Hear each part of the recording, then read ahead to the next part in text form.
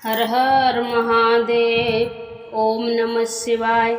आइए भक्त सुनते हैं श्रावण मास कथा अध्याय 7। उसमें मैं कुछ गलत बोलूँ तो आप सभी मुझे माफ़ करें। जय श्री कृष्ण। राधे राधे। श्रावण मास कथा अध्याय 7। मंगला गौरी व्रत का वर्णन तथा व्रत कथा। ईश्वर बोले, हे सनत कुमार, अब मैं अयोत्तम भौम व्रत का वर्णन करूँगा, जिसके अनुष्ठान करने मात्र से वैधव्य नहीं होता। विवाह होने के पश्चात 5 वर्षों तक ये व्रत करना चाहिए। इसका नाम मंगला गौरी व्रत है। ये पापों का नाश करने वाला है। विवाह के पश्चात प्रथम श्रावण शुक्ल पक्ष में पहले मंगलवार को ये व्रत आरंभ करना चाहिए। केले के खम्भों से सुशोभित एक पुष्प मंडल बनाना चाहिए और उसे अनेक प्रकार के फलों तथा रेशमी वस्त्रों से सजाना चाहिए। उस मंडप में आपने सामर्थ्य के अनुसार देवी की सुवर्णमयी अथवा अन्य धातु की बनी प्रतिमा स्थापित करना चाहिए।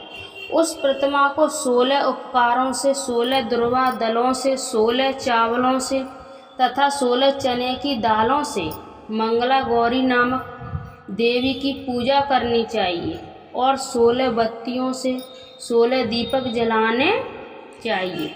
दही तथा भात का नैवेद्य भक्तिपूर्वक अर्पित करना चाहिए। देवी के पास ही पत्थर का शील तथा लोड़ा स्थापित करना चाहिए। 5 वर्ष तक इस प्रकार से करने के पश्चात उद्यापन करना माता को बयान प्रदान करना चाहिए, जिसकी विधि आप सुने।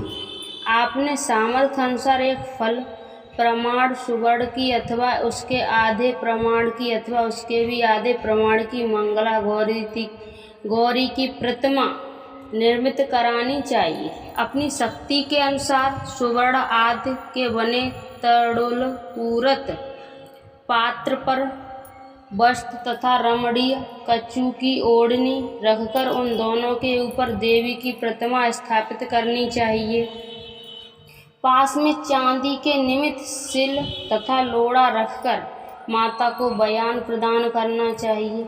इसके बाद 16 सुवासिनों को प्रीतन पूर्वक भोजन कराना चाहिए। हे प्रिय, इस विधि से व्रत करने पर 7 जन्मों तक सौभाग्य बना रहता है और पुत्र आदि के साथ संपदा विद्यमान रहती है। सनत कुमार बोले, सर्वप्रथम इस व्रत को किसने किया था और किसको इसका फल प्राप्त हुआ? हे शंभो, जिस तरह से मुझे इसके प्रति निष्ठा हो जाए, कृपा करके वैसे ही बताइए। ईश्वर बोले, हे सनत कुमार, पूर्व काल में कुरुक्षेत्र में ऋतुकीर्ति नामक एक विद्वान कीर्तिशाली, शत्रुओं का नाश करने वाला, 64 कलाओं का ज्ञाता तथा धन विद्या को कुशल राजा हुआ था। पुत्र के अतिरिक्त अन्य सभी शुभ चीज़ों उस राजा के पास थीं। अतः वह राजा संतान के विषय में अत्यंत चिंतित हुआ और जब ध्यानपूर्वक देवी और आराधना करने लगा, तब उसकी कठोर तपस्या से देवी प्रसन्न हो गई और उस ये वचन बोली, हे सुव्रत, वर मांगो। सुकीर्ति बोला, हे देवी, यदि आप मुझ पर प्रसन्न हैं तो मुझे सुंदर पुत्र दीजिए। हे देवी, आपकी कृपा से अन्य किसी भी वस्तु का अभाव नहीं है। उसका ये वचन सुनकर पवित्र मुस्कान वाली देवी ने कहा, हे राजन, तुमने अत्यंत दुर्बल वर मांगा है, फिर भी कृपा वश में तुम्हें अवश्य दूंगी। किंतु हे राजेंद्र, सुनिए, यदि परम गुणी पुत्र चाहते हो तो वह केवल 16 वर्ष तक जीवित रहेगा, और यदि रूप तथा विद्या के विहीन पुत्र चाहते हो तो दीर्घ जीवी होगा। देवी का ये वचन सुनकर राजा चिंतित हो उठा और पुनः अपनी पत्नी से परामर्श करके उसने गुणवान तथा सभी शुभ लक्षणों के संपन्न 16 वर्ष की आयु वाला पुत्र मांगा। तब देवी ने भक्ति संपन्न से कहा, हे नृपनंदन, मेरे मंदिर के द्वार पर आम का वृक्ष है, उसका एक फल लाकर मेरी आज्ञा से अपनी भार्या को उसे भक्षण करने हेतु प्रदान करो, जिससे वह शीघ्र ही गर्भ धारण करेगी, इसमें संदेह नहीं है। प्रसन्न होकर राजा ने वैसा ही किया और उसकी पत्नी ने गर्भ धारण कर लिया। 10वें महीने में उसने देवतुल्य सुंदर पुत्र को जन्म दिया। तब हर्ष तथा शोक से युक्त राजा ने बालक का जात कर्म आदि संस्कार किया और शिव का स्मरण करते हुए उसका नाम चिरायु रखा। इसके बाद पुत्र के 16 वर्ष होने पर पत्नी सहित राजा चिंता में पड़ गए और वे विचार करने लगे कि ये पुत्र बड़े कष्ट से प्राप्त हुआ है और मैं इसकी दुखद मृत्यु अपने ही सामने कैसे देख सकूंगा। ऐसा विचार करके राजा ने पुत्र को उसके मामा के साथ काशी भेज दिया। प्रस्थान के समय राजा की पत्नी ने अपने भाई से कहा कि हे काष्टिक का वेश धारण करके आप मेरे पुत्र को काशी ले जाइए। मैंने भगवान मृत्युंजय से पूर्व में पुत्र के लिए प्रार्थना की थी और कहा था कि हे विशेष, आप जगत पते की यात्रा के लिए मैं उस पुत्र को अवश्य भेजूंगी, अतः आप मेरे पुत्र को आज ही ले जाइए और सावधानी पूर्वक इसकी रक्षा कीजिए। अपनी बहन की ये बात सुनकर भांजे के साथ वह चल पड़ा। कई दिनों तक चलते चलते वह आनंद नामक नगर में पहुंचा। वहां सभी प्रकार की समृद्धियों से संपन्न वीरसेन नाम वाला राजा रहता था। उस राजा की एक सर्वलक्षण संपन्न युवावस्था प्राप्त मनोहर तथा रूप लावण्यमयी मंगला गौरी नामक कन्या थी। सभी उपमानों को तुच्छ करके सौंदर्य अभिवृद्धि को प्राप्त वह कन्या किसी समय सखियों के साथ नगर के उपवन में क्रीड़ा करने के लिए गई हुई थी।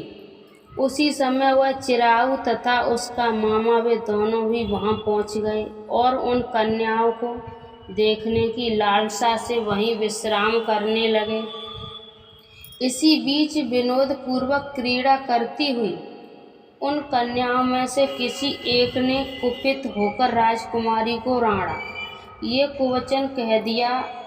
तब उस अशुभ वचन को सुनकर राजकुमारी ने कहा, तुम अनुचित बात क्यों कर रही हो? मेरे कुल में तो इस प्रकार की कोई नहीं। मंगला गौरी की कृपा से तथा उनके व्रत के प्रभाव से विवाह के समय जिसके सर पर मेरे हाथ से अक्षत पड़ेंगे सखी, वह यदि अल्प आयु वाला होगा तो भी चिरंजीवी हो जाएगा। इसके बाद वह सभी कन्याएं अपने अपने घर चली गईं। उसी दिन राजकुमारी का विवाह था। विवाह ही के देश के दृष्टधर्मा नामक राजा के सुकेतु नाम वाले पुत्र के साथ उसका विवाह निश्चित किया गया। वह सुकेतु विद्याहीन कुरूप तथा बहरा था। तब सुकेतु के साथ आए हुए उन लोगों ने विचार किया कि इस समय कोई दूसरा श्रेष्ठ वर ले जाना चाहिए और विवाह संपन्न हो जाने के बाद वहां सुकेतु पहुंच जाए। उन लोगों ने चिरायु के मामा के पास जाकर याचना की कि आप इस बालक को हमें दे दीजिए, जिससे हमारा कार्य सिद्ध हो जाए। इस पृथ्वी पर परोपकार के समान दूसरा कोई धर्म नहीं है। उनकी बात सुनकर चिरायु का मामा मन ही मन बहुत प्रसन्न हुआ, क्योंकि इसके उपवन में पहले ही कन्या मंगला गौरी की बात सुन ली थी। फिर भी उसने एक बार कहा कि आप लोग इसे किस लिए मांग रहे हैं?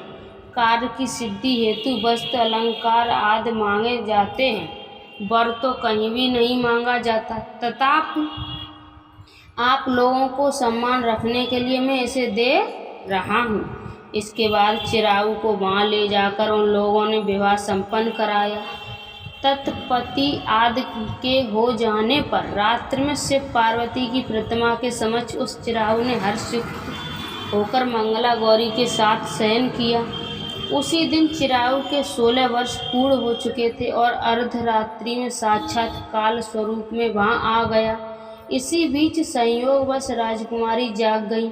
उसने उस महासर्प को वहाँ देख और वह भय से व्याकुल होकर कांपने लगी। तभी उस कन्या के धैर्य धारण 16 उपचारों से सर्प की पूजा की और पीने के लिए उसे दूध दिया। उसने दीनता भरी वाणी से उस सर्प की प्रार्थना तथा स्तुति की। मंगला गौरी प्रार्थना करने लगी कि मैं उत्तम व्रत करूंगी जिससे मेरे पति जीवित रहे। हे, जिस तरह चिरकाल तक जीवित रहे आप वैसा कीजिए। इतने में सर्प वहाँ स्थित एक कमंडल में प्रवेश कर गया और उस मंगला गौरी ने अपनी कचुली से उस कमंडलू का मुख बांध दिया। इसी बीच उसका पति अंगड़ाई लेकर जाग गया और अपनी पत्नी से बोला, हे प्रिय, मुझे भूख लगी है। तब वह अपनी माता के पास जाकर खीर लड्डू आदि ले आई और उसके द्वारा दिए भोज्य पदार्थ को उसने प्रसन्न मन होकर खाया। भोजन के पश्चात हाथ धोते समय उसके हाथ से अंगूठी गिर पड़ी। तंबूल खाकर वह पुनः सो गया। इसके बाद मंगला गौरी कमंडलू को फेंकने के लिए जाने लगी। विधि की कैसी गति कि उस कमंडल में से बाहर की ओर जगमग करती हुई कार क्रांति को देखकर वह आश्चर्यचकित हो गई। घट में स्थित उस हार को उसने अपने कंठ में धारण कर लिया। इसके बाद कुछ रात शेष रहते ही चिरायु का मामा आकर उसे ले गया। इसके बाद वह पक्ष के लोग सुकेतु को वहाँ ले आए। उसे देख मंगला गौरी ने कहा कि ये मेरा पति नहीं है। तब उन सभी ने उससे कहा कि हे शुभे, ये तुम क्या बोल रही हो? यहाँ तुम्हारा कोई परिचायक हो तो उसे हम लोगों को बताओ। मंगला गौरी बोली, जिसने रात्रि में 9 रत्नों से बानी अंगूठी दी है उसकी अंगूठी में इसे डालकर परिचायक निशानी देख ले। मेरे पति ने रात में मुझे जो हार दिया था उसके रत्नों का समुदाय कैसा है, इस बात को ये बता। ये तो कोई अन्य ही है। इसके अतिरिक्त रात्रि में आम सींचते समय उनको पैर कुमकुम से लिप्त हो गया था। वह मेरी जांघ पर अब भी विद्यमान है। उसे आप लोग शीघ्र देख लें। साथ ही रात में परस्पर भाषण तथा भोजन आदि जो कुछ किया था उसे भी आप बताएं। ये निश्चय ही मेरा पति है। इस प्रकार उसका वचन सुनकर सभी ठीक ठीक है कहने लगे, किंतु जब वो एक भी बात न मिली तब सभी ने सुकेतु को उसका पति निषिद्ध कर दिया और वह पक्ष वाले जिस तरह से आए थे उसी तरह चले गए। उसके बाद अपने वंश को बढ़ाने वाले महान यश के संपन्न तथा परम मनस्वी मंगला गौरी के पिता ने पान आदि का सत्र चलाया। उन्होंने वर पक्ष को वृतांत कानों कान सुन लिया कि स्वरूप से कुरूप होने के कारण लोगों को द्वारा किसी अन्य को वर के रूप में आदरपूर्वक लाया गया था। तब उन्होंने अपनी कन्या को पर्दे के भीतर बिठा दिया। उसके बाद 1 वर्ष बीतने पर यात्रा करके चिरायु अपने मामा के साथ ये देखने आया कि विवाह के बाद वहाँ क्या हुआ। तब उस गवाक्ष के भीतर से देखकर वह मंगला गौरी अत्यंत प्रसन्न हुई और माता पिता से बोली कि मेरे पति आ गए हैं। राजा ने अपने सहजनों से बुलाकर पूर्व में कहे गए सभी परिचायों को निशानी देकर मंद मुस्कान वाली अपनी कन्या चिरायु को सौंप दी। राजा ने शिष्ट जनों को साथ लेकर विवाह का उत्सव करा। इसके बाद राजा वीरसेन के वस्त्र आभूषण आदि सेना घोड़े रथ और अन्य भी बहुत सी सामग्री देकर उन्हें विदा किया। इसके बाद कुल को आनंदित करने वाला वह चिरायु पत्नी तथा मामा को साथ लेकर सेना के साथ अपने नगर पहुंचा। लोगों के मुख से उसे आया हुआ सुनकर उसके माता पिता को विश्वास नहीं हुआ। उन्होंने सोचा कि प्रारब्ध अन्यथा कैसे हो सकता है।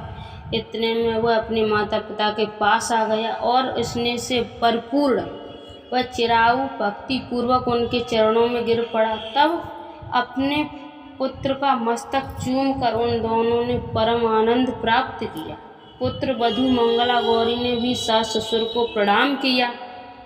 तब सास ने उसे अपनी गोदी में बिठाकर सारा वृतांत शीघ्रता पूर्वक पूछने लगी।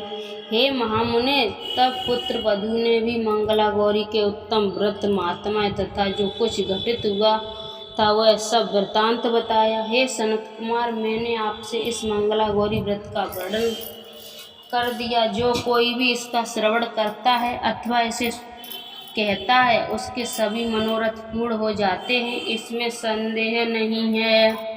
सूत जी बोले, हे ऋषियों, इस प्रकार शिव जी ने सनत कुमार को ये मंगला गौरी व्रत बताया और उन्होंने सभी कार्यों को पूर्ण करने वाला इस व्रत को सुनकर महान आनंद प्राप्त किया।